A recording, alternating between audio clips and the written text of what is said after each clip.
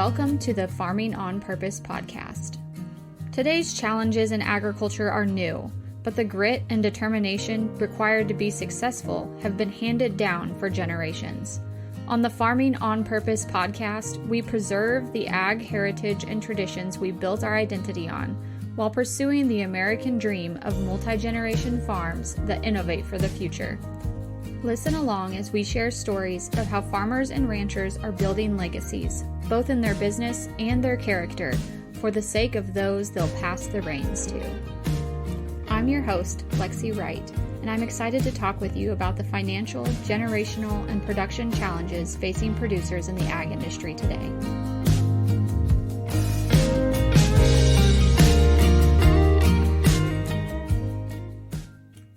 This podcast is brought to you by Back Pocket Social Marketing. And yes, this is Lexi here. This podcast has been a real passion project for me. All the time that goes into interviewing guests, editing, and producing the show is sponsored by my freelance marketing agency. We specialize in website design, social media advertising, content creation and management, and email marketing.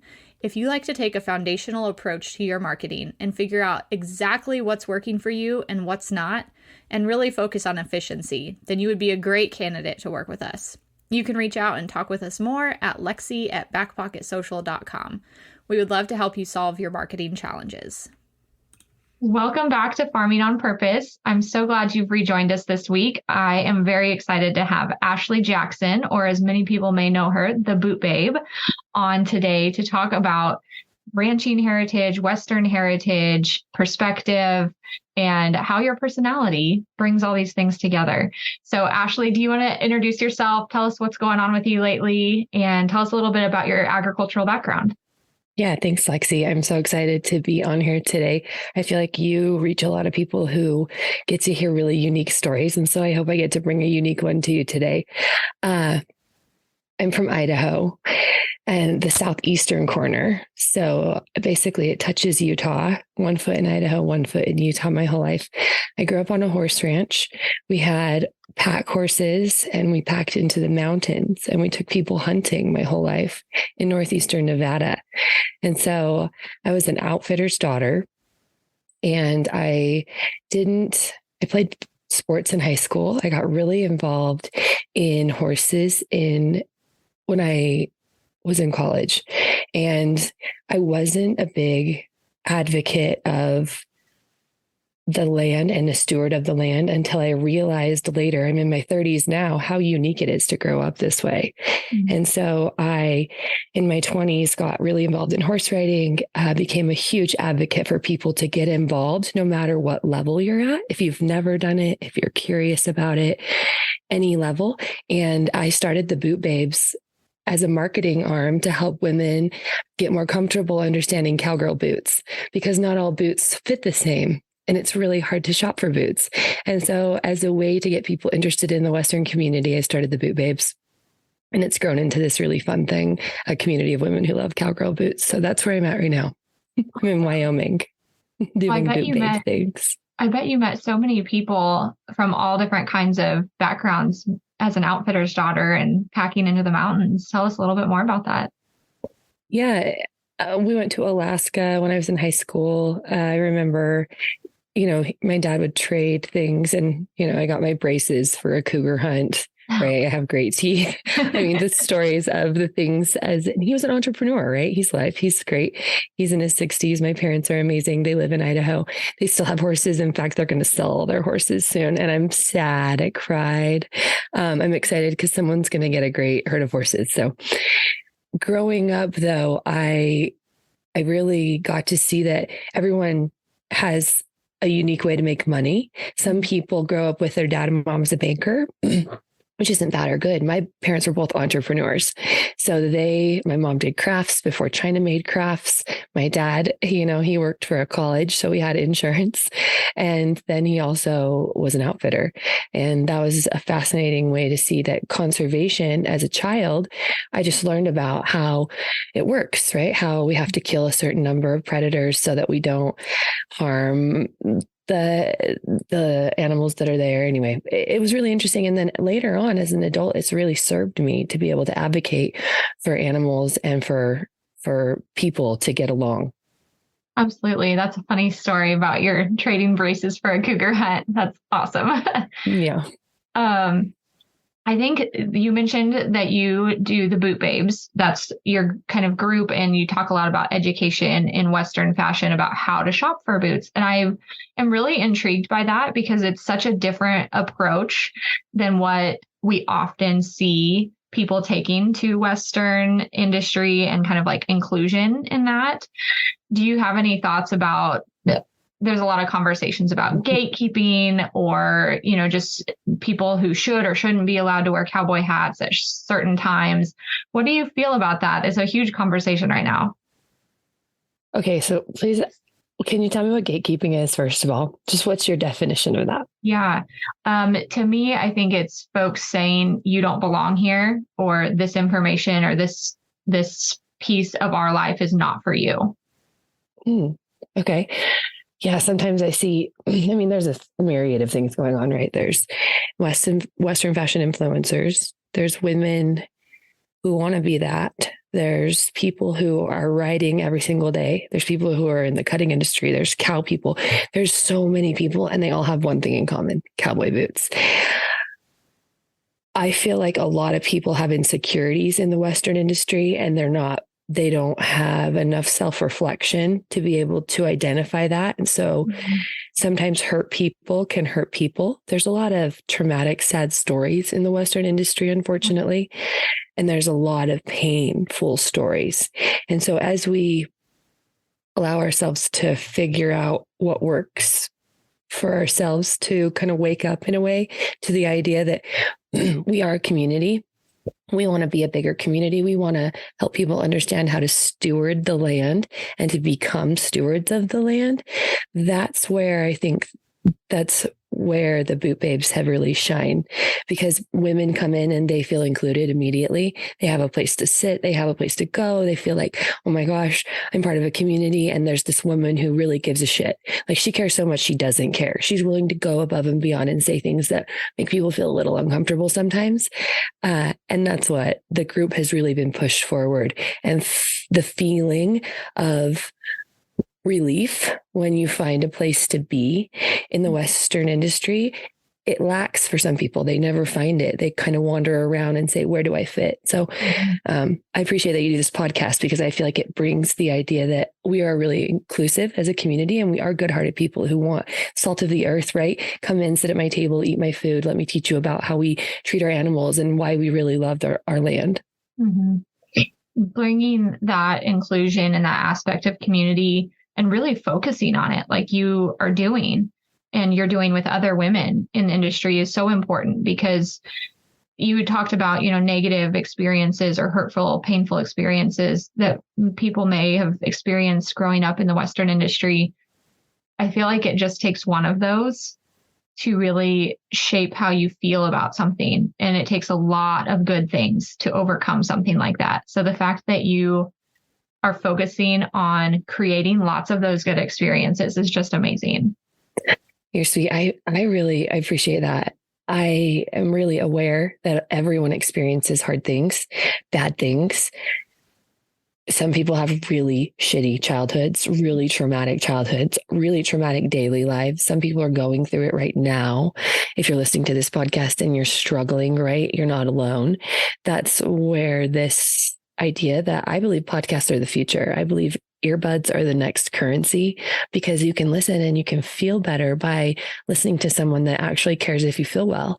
And that's not where doctors are right now, in my opinion. Most doctors are drug pushers paid by the government, and that's not a bad or good thing. There are a few that I've found that are great. The majority of them are not, and that's sad. So now we're receiving information differently, and we're able to deal with our health and wellness in a different way. And that's, I know your podcast, the underlying theme is, how do we become well as a society, and how do we teach our children that farming and ranching and this lifestyle is wellness, and that includes wellness? Yeah, I think no matter what kind of experience you've had with medical professionals, the fact of the matter that having open conversations with other people should be part of wellness is an important fact that is missed and that a lot of people lack for one reason or another. So I love that you said that about podcasts, though. Podcasts are one of my favorite things to consume because it's just so easy to get the information quickly and find people you enjoy. So it's really special. Yeah, Lexi, in the past, though, think about it. So our eyes were the attention. What did the media want? They wanted your eyeballs. So through the news, they've accumulated your eyeballs. Well, now people are turning off whatever they were watching because it's not making them feel very well. And they're consuming in a way where they can do something that makes them feel well at the same time. Mm-hmm. And it's different. We're moving into a different generation and a different feeling of wellness. So yeah, I appreciate that you. Yeah. The focus on balance there is so important. So, do you have other podcasts besides this one? Can I? No, this is the only podcast I have. Yeah. Okay. Amazing. Yeah. Fun. Mm-hmm. I wanted to learn more about how I've heard you talk a little bit about how personality and you're choosing your cowboy boots is part of your personality, and everyone in the Western industry wears cowboy boots. Tell me a little bit more about what you think of that, kind of what goes into it. How do you feel about that? I joke a little bit that sometimes you meet someone and whatever they have on their feet is a clear definition of who they are. And it's very true. People's dogs are similar to them as well. It's very weird. I worked at the vet, but what happens is when a woman puts on a pair of red cowboy boots, her personality and her confidence level immediately rises. It doesn't matter. It doesn't matter where she's at, who she is, what kind of day she's had. No matter what, the confidence level goes up. And when you watch a transformation in someone with a simple transformation in their wardrobe, you start to wonder, how can you have an effect on women subconsciously and consciously, because you want people to feel better. And so I've learned that making it fun and creating kind of a humorous way to get into cowboy boots, where, because a lot of women deal with larger calves, right? We call them athletic calves, larger, and people deal with larger feet. And it's so common and it's so normal. And no one has normalized that because of a couple of reasons. And one of them is that, and it's just the truth, the majority of the owners of the boot companies are men that are older and white, and that's not a bad thing. It's just that there's no reach into these women's psyche. And so my goal in life would be that when I die, that you remember me as this iconic boot figure who made you feel welcome into the Western community. And, you know, the opposite of the Marlboro Man, don't smoke, kids. That will not be good for you. But the boot babe made you become a Western fashion or a Western fan in general. If Yellowstone didn't, right? Because sometimes Yellowstone wasn't the best example of, I mean, it's a good example, but it's really dramatic for me and for what I teach people. And so I love it. And I got to work with them and I appreciate them. And I found myself in the middle of it going like, okay, you know, I'm just not sure that there's like, I just want a better health push, a wellness push in the Western world, and to address that there's some mental health concerns, and they really never did that. So it's okay, but I am going to keep going in that direction. And there's a lot of good places out there to do that, like this one. Good. Yeah. It takes all kinds of different things to bring people together in the Western industry, because it is such a broad thing. And sometimes I think about how much history there is to it. And it's kind of crazy to think about. We were just talking yesterday. My husband's family does ranch rodeos, and they've been very involved with that for a long time. And we were talking a little bit about how special it is when a ranch rodeo sticks to the rules in the way that they were done out on the prairie, because that's really what ranch rodeos are about, is preserving that way of doing things, of the heritage of ranch work, when you don't have a pen nearby or a trailer or a head catch gate or whatever. And how the attire in that situation is also really important, and the education that the crowd receives about why we're doing things this way. So it's so special to me that you bring that conversation about and do it in a broad way on social media that so many people can access. It's a little Trojan horse-ish, right? I it's like I kind of make this fun thing. And then at the end of the day, I'm like, are you feeling well? And they're like, oh, you kind of caught me off guard. I'm like, well, I don't think you feel very well. And they're like, yeah, I'm not. And I'm like, well, you got to do something so you don't feel worse. And you don't teach your kids that that's okay. you know. You know what's interesting is every time I go to a rodeo now, I kind of have this really unsettled feeling about the way that they're educating the public, and that they're not, that there's just this huge lack of historical information, education, feeling like it's not just a circus. I really get concerned, and I haven't felt that way up until lately. I attended a few different events and I thought, okay, why aren't they educating people about this? And why aren't they doing it on social media? How long has social media been around? I'm 37. I've had it since I was 15. That's 17 years or whatever. I'm clear that there are people that, you say gatekeeping, right? We talked about that in the beginning. We'll kind of wrap that into this. Those people need to be made examples of, in my opinion. Like, hey, look, this person decided that somehow you shouldn't be involved in our culture or whatever it is. And that's a lie. And even so I'll give you a good example. You know who's a really welcoming culture? Native American culture. Native American culture will take you in. They will welcome you in, the majority of them. You know what I mean? They really are that way. Western culture, not so welcoming. And you can feel it when you go into their cultures. It's just really weird. There's a lot of people that want to change that. They say they want to change that. I don't see them doing a whole lot about it. I ran for governor of Idaho last year. I know it's not a political podcast, but let me tell you what, it's important. If you want things to change, you need to get involved in your community. There's not a better way to do it than just get involved. And if your community doesn't want you to be involved there, go to a new community and get involved. It's that simple.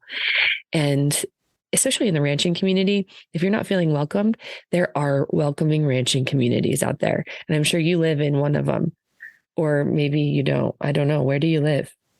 We're in Kansas. I feel like it's pretty welcoming. It's hard to make generalizations. There's always going to be experiences where you're like, oh, that was not great. But in general, I feel like folks are really welcoming here. We came to, we're not originally from the area we live now. We came in here fresh and new. And I think that what helps people in the ranching industry welcome you the most is just a willingness to learn and a willingness to not think you know everything, a willingness to work safely. I feel like that's some of the biggest things that I always hear folks say, well, that person is just trying to rip in here and have a good time on horses and, not necessarily do the job right, but going slow and being willing to learn from others, I feel like is always a good way to get respect in the ranching industry. Yeah. So we need to have a series that teaches that's entertaining. Yeah. That's my thing. I'm like, and I'm not calling anyone out here, but like, come on, Dale Brisby, come on, Yellowstone, right? Teach someone that we don't gatekeep here, and whatever the gatekeeping is not even real.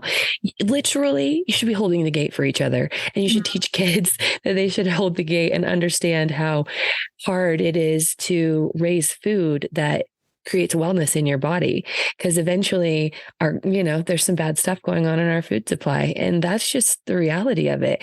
And until someone decides to attack that head on and use their platform for something like that, I'll continue to have the boot babes and create all this fun around boots, because there's not a better advocate for animals and humans and people to get along and figure it out and feel well at the same time. I remember not feeling well. There was a long period of my life, 18 years, where I didn't feel well at all. And I didn't know I didn't feel so well until it was like, wow, I'm not feeling good at all. In fact, I feel really sad, sick, upset, frustrated, misunderstood. And so I've learned a lot of tools, and I've done a lot of things to bring myself to this point. And the biggest tool I've learned is to ask for help and to ask people and to say yes to things, right? When people give you an opportunity, just say yes. So I appreciate you having me on this podcast. I think it's important for people like you. I appreciate that you share that you have gone through things like that, because a lot of us, thanks largely in part thanks to social media, we look around and we see all these amazing, inspiring people around us who look like they've got it all together. And it's very easy to get into that point in your life where you're like, I don't have any of that. I don't feel any of those things that they say they feel.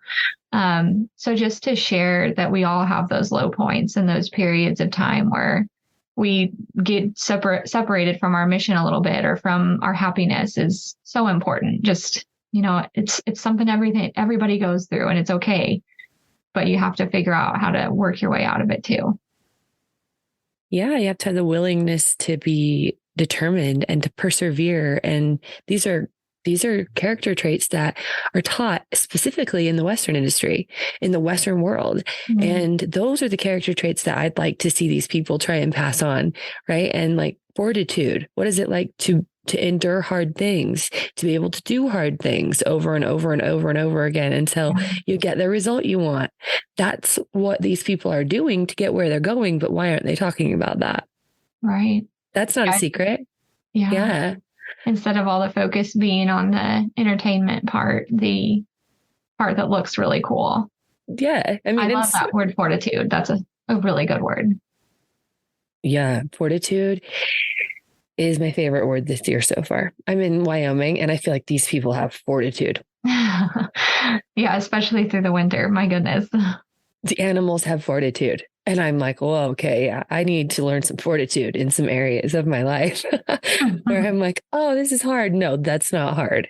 And that's something you learn when you grow your own vegetables or you have your own animals and you watch babies, baby lambs or baby cows die or they don't make it. We always had like 10 colts every year or 10 baby horses, and one of them probably didn't make it, right? We had one not make it this year.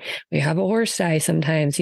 These things, when you're a kid and you experience them and you're able to normalize them and you normalize death, you grow up in a different way and you're able to do society differently. If you never learned those skills and you're lacking those skills, get involved in the Western community.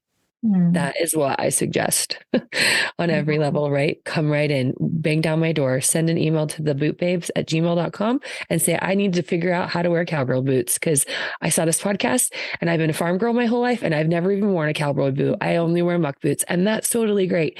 Or I'm an equestrian jod person, or I'm from somewhere else. I'm not from here. Who knows, right? Maybe another planet. I'm kidding, but a different country, somewhere else, who knows? And you want to be involved. I know that you're willing, Lexi, and I know that I'm willing to have their back and to create a safe environment for them to be welcomed. So. Absolutely. Hey, it's Lexi here, and I'm interrupting the show to tell you about a new option we have for marketing support for you. I've met so many people the past 6 months who are looking for DIY marketing support, and while I primarily offer marketing packages and website design in my marketing business, I'm excited to have something just for you DIYers too. So I know you need answers quickly to help you overcome tech challenges and get feedback on your marketing content when you have a spare minute to work on it.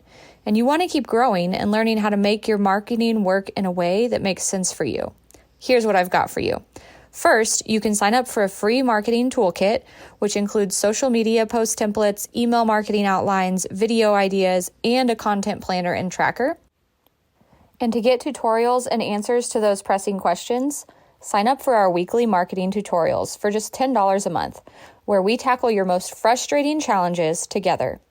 Or sign up for the marketing support line, where you get direct access via text message to ask all of your tech support and marketing advice questions. It's like having a marketing and tech support person in your back pocket. We solve website issues, social media challenges, and just give feedback on the content you're creating. You can find those options at lexywrightconsulting.com/social under marketing support. So did you do much agriculture organizations in high school and beyond, or what other things have you been involved in that have shaped this in you? It seems like you do such a good job of being clear about your mission and including everyone. I had great coaches and teachers. So I had an amazing coaches and teachers, and I had great parents. My parents, they weren't always great parents. They did some crazy things, which all parents do, I think. And they were also like, return with honor kind of people. My mom had that on the door my whole life. I think that's kind of funny, but there's an idea that you want to feel honorable about your mission in life. And so I had small town upbringing and really clear people. I was born in 1986. So you could still put 12 kids in a car in high school and drive around and not go to jail. That's different now. I had the luxury of no cell phone and then a cell phone. I had MySpace and whatever was before that, I'm sure, right? AOL chat. I don't know. I had it all. And so floppy disks. And so that's a really unique characteristic in millennials. I didn't even know what a millennial was till a couple of weeks ago. I guess I'm one. And I guess they were like, you are one. I was like, oh, okay. This doesn't sound good. You don't seem like you like that. Can I switch? This is what I asked. But that character trait is a really big asset to making sure that going forward, that our food is sustainable, that we can grow gardens, that we have enough space to live, to raise our kids, to raise our cows, to raise our families. And so leadership was something that my mentors bred into me for sure. And I think that that's what you can teach someone. You can teach someone to be a leader. It is a teachable skill. You can be a leader and you just have to say that that's what you want. And then you have to go around people that are doing that. And you have to decide what a leader is to you, right? Everyone's leading someone to do something. Some people sit on the couch, play video games, which is cool. You can lead people to do that if that's what you want. I'm not sure that's going to work in the long run. It might work for you right now. No judgment here. If you want to be a leader, though, and you find yourself questioning this, especially if you're young or even if you're old or if you've never been a leader, right? Some people are like, I'm not a leader. Well, you're leading people to think they're not leaders. That's a shitty thing. People are like, I don't like that. I'm like, well, I don't like that, that you're complaining about what's wrong with your kid's school. I don't like that you're complaining what's wrong with your kids, whatever. I want you to go get involved. I want you to go be there and see what's going on. I want you to go understand what's happening. And a lot of people aren't willing to take the time to do that right now. So I'm not sure how to fix that other than, I don't know, more podcasts. Yeah, more podcasts. And I think just having the conversations about the need for accountability in all of those spaces. It's not just in our food. It's not just in on our farms and in our families. It's how we reach out into the community. And so many of those systems that we relied on crashed and burned during COVID that I feel like we're almost in this whole new thing, this whole new place now where people are relearning what is important or what, now that some of those systems failures have been exposed, how to do things differently and what do we want to be accountable for and invest in now. What are some of those things for you that over time you've realized this is what's most important? This, no matter what, this is what I want to pass on to people or people to know about the Western industry or about you as part of the Boot Babes? Freedom. This is an interesting word. So the word freedom triggers people in so many different ways, right? We get patriotic, we get whatever. Well, what about sovereignty? What about the right to be able to be a sovereign human being and to be able to make your own decisions, to be able to decide what you are going to do for you today, and to be outside of the paradigm of things like guilt and fear and shame, things like, maybe your religion, things maybe like, you're drinking, things maybe like whatever it is, whatever vice you have, whatever thing it is that you say you can't be free and you can't be. There's another word called liberation that I really love. And the idea that we are liberated or that you can liberate yourself. Those are some things that have really come clear in the last, I'd say probably 2 or 3 years. I think that's very true.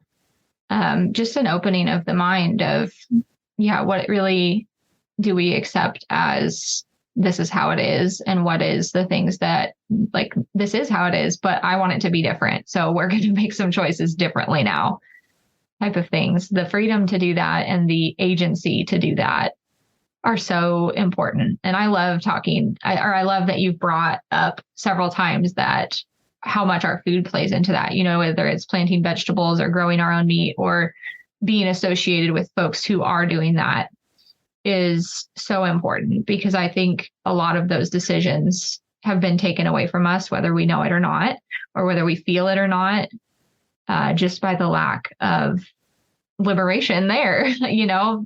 Things just evolved so quickly in the food industry and the food system that we didn't even know. They were happening right under our eyes, but it was like, wow, this is just so fast that. Yeah. So how do you make it fun again to figure out how to grow a garden? How do you make it fun again to generate that feeling? And there's a whole sustainable movement, but that's not West. I mean, it's not good or bad, but the Western industry is built on the idea that we utilize the earth and we are stewards of the land, and that we work together with the land to create a harmonious outcome for all the people on the land. And that's what we've been doing for generations. So to take it away from us and to give it to a government or to give it to people that don't know what they're doing is not only, it's pretty criminal, but that's how you control a society. If you look in history books, that's how you control a society, is control their food. Mm-hmm. Unfortunately. Yeah. I hope everyone just takes a little bit extra time, whether it's to think about, the food system and what role they play or can play in that. And then to step in to their community in a way like you've described, where they can take a little bit more action about the things that they don't like. It sounds like you are really inspiring to the folks that you meet with about cowboy boots and then talking with them about wellness. What are some of the things that folks experience in your community that, they need to maybe kind of turn away from for a more whole and well lifestyle? Oh, I think the number one thing is self-doubt. And that's really where people, I believe, struggle the very most, is that there is a tape playing inside of your head all day long. It's not a multiple personality. It's actually just rhetoric that you're feeding yourself. And whatever you're feeding yourself is who you're becoming. It's like whatever food you're eating is who you're becoming. Whatever people you're around is who you're becoming. And so self-doubt, I would say, has been a big one. Comparison, definitely the thief of a lot of joy. Criticism of yourself. And that's where I feel like I give people permission to be free and to be liberated and do whatever you want. I kind of have a joke. It's do whatever you want day, every day, all day, even if you tell me it's not, it is. And, so I hear your excuses. I hear your reasons. I appreciate what you're saying. And if you want your life to be better, it's time to wake up or die. Like, you got one choice, you got one chance, you got one window, you got one kid or two or however many you have, and they get one shot at being a kid. I didn't get to be a kid as much as I wanted to, for sure. And I think some people can relate to that, right? Some people got a glorious childhood and had a hard time later. Who knows? We all have stories. And the good news is, you get to choose which story you're allowing your child to have. And I know a lot of moms listen to this podcast, and you either teach your kid to be a leader and a part of the solution, or you teach your kid to be a complainer and a part of the problem. Those are your only two options. If I catch you doing the second one, you probably like me very long. And it's not bad. I'm like, wow, this kid, I'm a little bit animated, right? But that's my character and I get to play that way. So everybody has a role. Yeah. How do you put those things into practice for yourself when maybe you realize you've slipped away from doing what you want, or felt those like excuses creeping in to your day of, well, I really want to do this, but I have to do this? Or how do you kind of step away from that and interrupt that system? So I use a lot of toning, actually, like using sound. And so I love music. Music always changes the way that I feel. But I've also learned to use things like humming, like and and I've learned to use it. This sounds crazy, but that has really significantly changed my ability to help myself. So we all have patterns and states and languages that we wish we didn't. I have one specifically that will say like, oh, you don't have anything to offer these people. Like, why would they want to listen to you? Why would they want to listen to you? Like, they have way better things to do. And I have to really find a way to say, okay, even if I help one person, that's changing someone. Even if it's one person that hears it, right? Even if it's me getting it out, that's me growing. So yay, I win, right? Figuring out how to win when it seems like my brain wants to talk me out of winning. I kind of play that game. I like to turn it into a game. That's the more creative, the more options you have, the person with the most options usually wins. And the more creative you are, the easier it is to do life. That's my advice. We could end there. That would be it. That was really good. It's really real. Yeah. I love that you shared that about toning, you called it, right? Mm-hmm, yeah. I've never heard that before, but there's so many unique tools out there, I feel like, about changing habits now that we just had never been exposed to before. It's very interesting. I love hearing what people are using. Yeah. So, I have sneak peek. I have a book coming out. It's called Wake Up or Die. And it's about utilizing tools and building a toolbox. And it's about how do you take the tools that you got. What if the tools don't work? Like, what if your bandsaw is broken in half and you want to route wood? Like whatever. That's you know what I mean? Example. I love it. Like, what if your sander, you want to sand and your sandpaper is dull? Like, how do you figure out how to help yourself if you're having a full blown panic attack? People are teaching their kids that, like, we need medicine to help with your panic attack. No, you need to figure out how to figure out your mind to help yourself with your panic attack right now, or you're going to suffer the rest of your life. Those are your two options. People are like, oh, I don't like you. I'm like, well, then get away from me. and I mean that wholeheartedly, because if you're not ready to feel well, you don't want to be around people that are feeling well, or you're going to be really envious and jealous and be upset all the time. So it's okay. There's an interesting conversation we're having, because it's fun to talk to someone who is willing, like, you actually care if people feel well, and you'll do whatever it takes to help them, even if it's a little uncomfortable. And I love, we are covering a lot of ground. You're right. But yeah, I think just being willing to have the conversation and have the conversation without judgment of where people are at or what choices they've made, and saying, you get to choose today what direction you want to go. And that's up to you to figure out what's right for you. So important. Yeah, I would say trajectory is a really key word. When you pull back a slingshot or a bow and you point it somewhere, it's going to go wherever you point it, right? So where you're aiming is where you're going. And if you're aiming, and if your thoughts are aiming at like negative crap in your head about how you don't look okay, and how you should wear makeup, or how you need to do this, or you're shoulding on yourself. Don't should on yourself. Right? No, it doesn't. That's yucky. But like, the reality is if you don't feel well, I guarantee it's in your head. Yeah. And it's a cycle that you get stuck in, and it's hard to break free of that. But figuring out the tools you need to do it, it's the first step, and being willing to figure out the tools. Oh, I would say it's urgent at this point. We're at an urgent point in society in America, especially with your group of listeners, especially with the people that are stewards of the land. It's wake up or die time. You're either going to wake up to the idea, you're going to let that old part of you die off, which is really uncomfortable, but necessary and just a part of life. Death is totally normal and natural. Or you're going to struggle, and you're going to like really not feel well. And pass that on to your kids. Ugh. Yeah. Not Shame fun. on you. Not fun.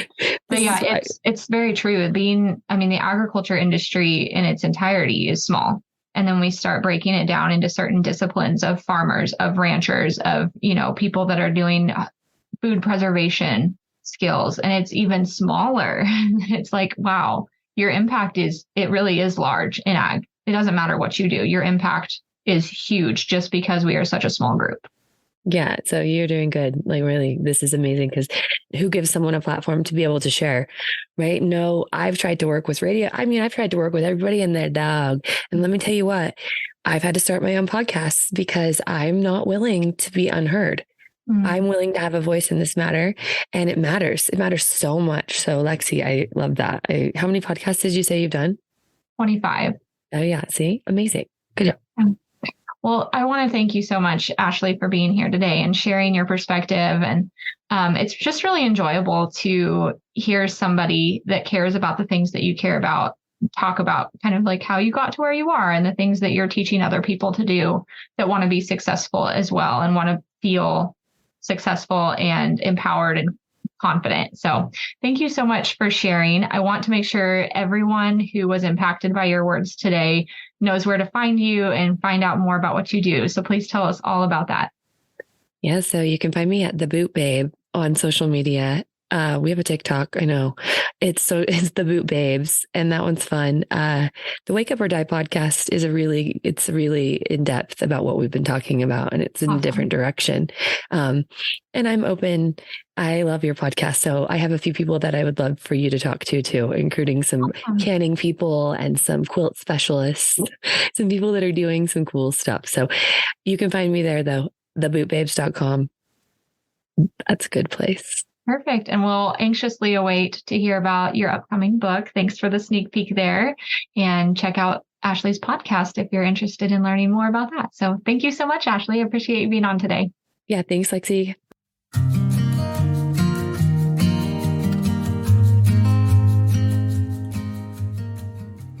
Do you know someone building their ag legacy or with stories of yesteryear on the farm that need to be shared? Please let us know or help them apply to be a guest on the show at farmingonpurpose.com/guest. If you've enjoyed spending time with us today, please take a moment to review the show on Apple Podcasts or give us a share on social media. You can follow the host of Farming on Purpose, Lexi, at Farming on Purpose on all social media. And let us know what topics you want to hear more about.